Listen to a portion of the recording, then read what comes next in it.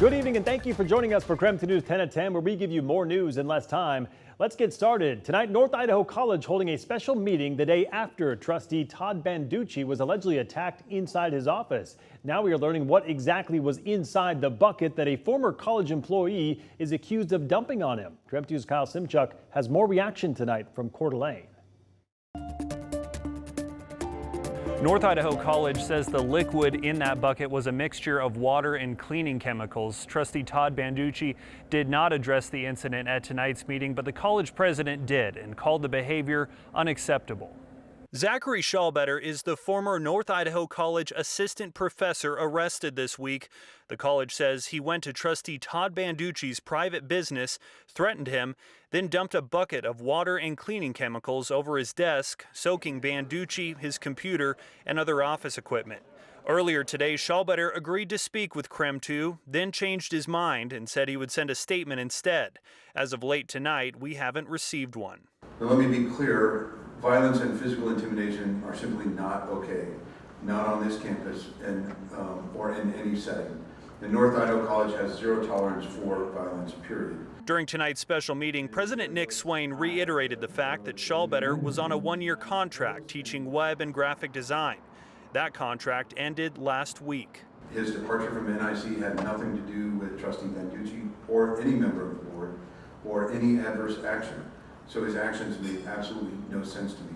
Schallbetter was arrested Wednesday and posted bond. He only spent a few hours in jail. He's facing charges of battery and malicious injury to property.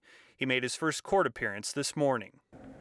And we were able to chat with trustee Banducci after the meeting outside and off camera. He told us that he's okay, just a little shaken up by everything, and so are a lot of the women in his office. He's just glad that nothing more violent occurred.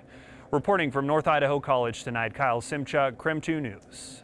All right, turning to weather now. Our sunshine was a bit obstructed today by some hazy air quality, all thanks to wildfires burning up in Canada. Let's get straight to Chief Meteorologist Jeremy Legoo. And Jeremy, does the smoke stick around or are we past it?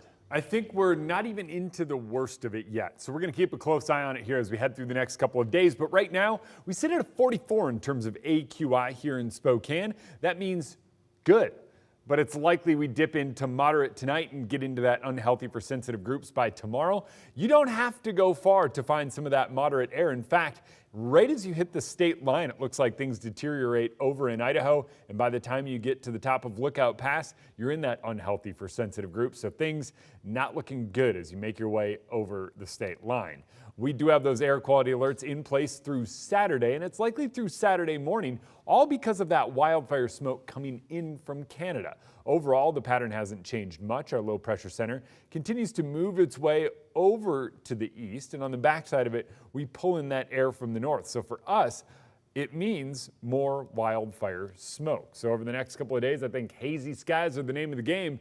Coming up later, we've got an amazing time lapse that shows just how hazy some of those skies were tonight at sunset. We'll have that and a look at the full forecast in just a bit. Sounds good. Thank you very much, Jeremy. In other news tonight, the man accused of killing 4 University of Idaho students has been indicted by an Idaho grand jury, and that means Brian Coburger will be back in court for the first time since January, this coming Monday. Tonight, we are digging deeper into the process of how today's indictment unfolded and what it means for the case moving forward, starting with the breakdown of some of the biggest questions to come out of today.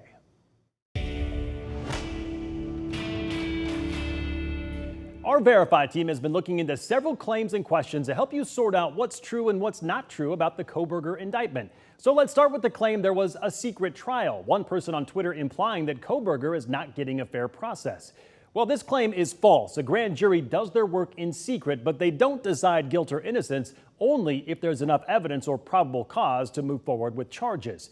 Before a felony case can move forward in Idaho, the prosecution has to prove there's enough evidence to make a case. This can be done through either a preliminary hearing or through a grand jury, which leads us to our second question. Will there still be a preliminary hearing coming up in June? Well, the answer to that is no. The grand jury indictment serves the same purpose as the preliminary hearing, in this instance, allowing the case to move forward.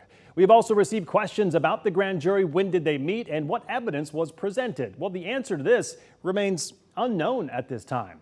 Idaho law requires members of a grand jury to keep secret whatever is said or done in proceedings. The judge also sealed the names of all the witnesses who appeared, Court documents show the grand jury presented the indictment to the judge yesterday, but did not reveal any other details about when or for how long the grand jury met. Now, we can also verify the case is staying in Latah County. There is a new judge assigned to the case, but it has not been moved. One final question: will Coburger face the death penalty if he's convicted? The answer right now, well, that's just not known right now. The prosecution has not yet filed to seek the death penalty, but they still could before the trial gets underway. And in our commitment to bring you more to every story, we spoke with two attorneys today for some analysis on the indictment. The first told us the latest move to convene a grand jury is a strategic move.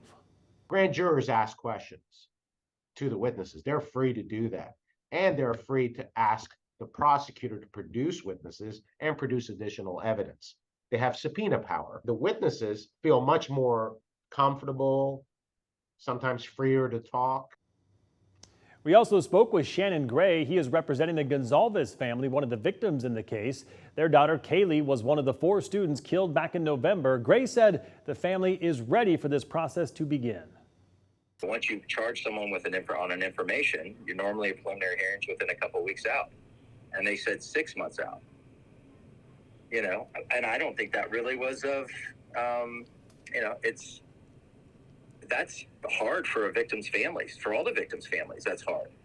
Again, Coburger is set to appear in court coming up on Monday. We will be covering it right here on KREM 2. And in the meantime, you can always find the most up-to-date information on our website, KREM.com, or you can stream it on KREM 2 Plus. Just download that on Amazon Fire or Roku. It is free to do so.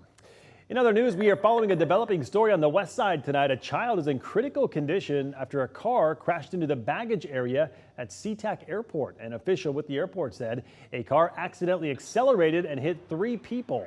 Part of the airport was closed for hours tonight while crews worked to clean up the debris. We are waiting to hear the condition of the 3 people. In the meantime, anyone who may have seen the crash is asked to call Seattle police. And now to our night beat with a quick look at today's top stories. The Coeur d'Alene School District's supplemental levy passed 63-36 last night. This is certainly welcome news considering they have been operating under a financial emergency declaration since last month. They were able to rescind that declaration at tonight's meeting, and now the district superintendent says they will no longer have to cut any programs. It was focused on maintaining those programs that our community has really supported for nearly 40 years. So it helps us shore those up for the next couple of years. We will be able to continue with our school resource officers and our nurses and our all-day kindergarten instead of half-day kindergarten. Had the levy not passed, the district was in danger of shutting down 2 schools and all of their sports. The funding went into effect immediately. The Spokane Valley Fire Department broke ground on a new training facility today. The new 13,000 square foot building is set to provide a positive learning environment for the department's future needs. The facility was made possible thanks to this year's maintenance and operations levy. Right now, the department is short about 20 firefighters, but the deputy chief there says the new facility will provide the space that is needed to teach new recruits. If you look at our current facility, it's only 2,000 square feet. And we're running 2 academies a year, and it's become very, very small for our organization. And as we grow and we continue to grow, we need some place of room to go and train constantly. When completed, the building will feature state-of-the-art classrooms, indoor training areas, and a 2-story mock house where firefighters can prepare for real-life scenarios. And some sad news for Leanne Rimes fans tonight. The country artist officially canceled her upcoming show at Northern Quest. Her team said they originally hoped to reschedule it, but couldn't agree on a date. They also said that she hopes to perform in Washington soon, but for now, anyone who bought a ticket will be refunded. And that was your Night Beat. To learn more about any of these stories, just text us the word NIGHT to 509-448-2000, and we'll send them right to your phone.